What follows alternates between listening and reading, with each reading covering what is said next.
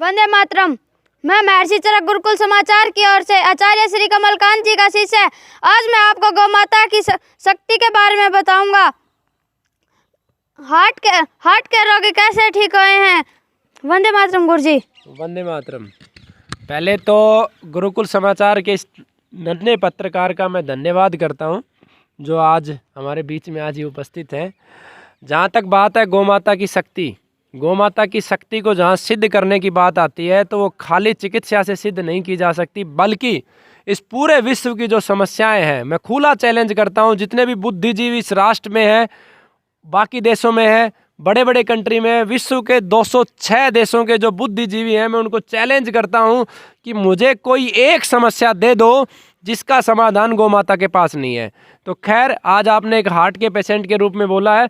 आज एक चिकित्सा पद्धति है जिसे एलोपैथी कहते हैं, जो विश्व की सबसे बड़ी चिकित्सा पद्धति मानी जाती है, लेकिन है नहीं, क्योंकि जो कुछ कॉपी किया गया है वो सब आयुर्वेद से कॉपी किया गया है इस पद्धति में। तो इस पत्ती में हार्ट की जो समस्या है, हार्ट ब्लॉकेज की जो समस्या है, उसका समाधान देते हैं ये बाईपास सर्जरी के रूप में, और स्टंट डलवाते हैं। इसकी जो लागत रोगी के ऊपर आती है वो 2 लाख रुपए से लेके और 5-6 लाख रुपए तक। अगर कोई मध्यम वर्ग का है तो किसी मीडियम हॉस्पिटल में जाएगा तो 2 लाख रुपए तक लागत आ जाएगी, और कोई उच्च वर्ग का है तो लागत जाएगी 10 लाख 15 लाख भी जा सकती है, मेदांता जैसे बड़े हॉस्पिटल में चला गया। लेकिन इसके विपरीत अगर वो किसी गुरुकुल में गौ माता की शरण में आ जाता है तो उसका परिणाम क्या होता है, मैं आपको साक्षात्कार के माध्यम से दिखाता हूँ। मैं चाहूँगा कि इसको अच्छे से आप एक बार दिखा दें, और मैं इसका जो कलर फोटो है वो भी दे दूँगा। एक वेन 95% ब्लॉकेज है और 2 वेन 70% ब्लॉकेज है। और डॉक्टरों ने क्या बोला, मैं खुद आपकी बात करवाता हूँ। वंदे मातरम जी।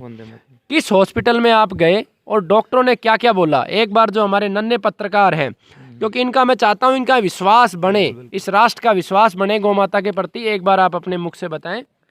सर देखो, हम पीजीआई रोहतक में दिखाया था हमने पहले ना अपना, ये वहीं से ट्रीटमेंट चल रहा था पीजीआई रोहतक से। हाँ, गवर्नमेंट हॉस्पिटल है, गवर्नमेंट हॉस्पिटल है। तो वहाँ से हमने टेस्ट वेस्ट करवाए थे, तो उसमें यही बताया था कि अपना एक वेन्स तो है, 3 वेन होती हैं अपनी हार्ट की, एक 95% ब्लॉकेज है, एक 270 के करीब अप्रोक्स है। तो फिर उन्होंने बाईपास सर्जरी के लिए रिकमेंड किया था कि आप करवा सकते हैं, उन्होंने टाइम दे दिया था 2-3 दिन के अंदर। तो फिर मेरे एक ताऊ जी हैं, वो उनका लड़का यहाँ पे कैंसर का पेशेंट था, वो आता था यहाँ पे, उनको ब्लड कैंसर था, तो उसका काफ़ी मतलब अच्छा खासा उनको अच्छा आराम मिला था। तो मेरे फादर साहब ने उनसे बात करी थी ताऊ जी से, तो उनके थ्रू हम यहाँ पे आए थे। तो आके हमने फर्स्ट टाइम दवाई ववाई ली, आपकी बातें, आपके विचार, सारी चीज़ अच्छी लगी हमें, कि मतलब विश्वास मतलब हुआ हमें कुछ हो सकता है। तो फिर फादर साहब का भी आयुर्वेद पे बहुत विश्वास है कि चलो टाइम लगता है, परहेज निभाने पड़ते हैं, पर डेफिनेटली आप ठीक हो जाते हो। तो एग्जाम्पल हमारे सामने है, 5 महीने टाइम जरूर लगा, पर परहेज इन्होंने प्रॉपर तरीके से निभाए हैं। परहेज इन्होंने एक बार भी नहीं तोड़ा। मेन चीज़ वही लगी मुझे भी, परहेज अगर इंसान रखेगा और जो अपने दिनचर्या बताई है वो फॉलो करेंगे तो डेफिनेटली हर एक रोगी ठीक हो सकता है मेरे हिसाब से। तो आपने ये पूरा केस देख लिया होगा। एक वेन्स 95% ब्लॉकेज और 2 वेन्स 70% ब्लॉकेज। ऐसी स्थिति में प्रत्येक व्यक्ति डर जाता है, दहशत में आ जाता है कि तुरंत उसमें स्टंट डालो या बाईपास सर्जरी करो। लेकिन इन्होंने परमात्मा पे विश्वास दिखाया, प्रकृति पे विश्वास दिखाया, आयुर्वेद पे विश्वास दिखाया, गुरुकुल पे विश्वास दिखाया और गोमाता पे विश्वास दिखाया। उसका जो परिणाम है, आज ठीक 5 माह के बाद ये रिपोर्ट्स है, और सभी रिपोर्ट जो लिमिट्स हैं उससे बिलो हैं, और शारीरिक रूप से इनको कोई समस्या है वो भी मैं आपसे बात करवाऊंगा, अगर किसी प्रकार की कोई समस्या हो तो। अब आप खुद निर्णय कीजिए कि एक तरफ आपको 5 लाख रुपए खर्च करने हैं और उसकी कोई गारंटी नहीं है। इस देश में लाखों पेशेंट हैं जो स्टंट डलवा चुके हैं और फिर भी एक गोली वो निरंतर ज़िंदगी भर खाते हैं, उस गोली की गुलामी ज़िंदगी भर करते हैं और पैसा भी खर्च करते हैं और दोबारा भी उनको वो नौबत आती है।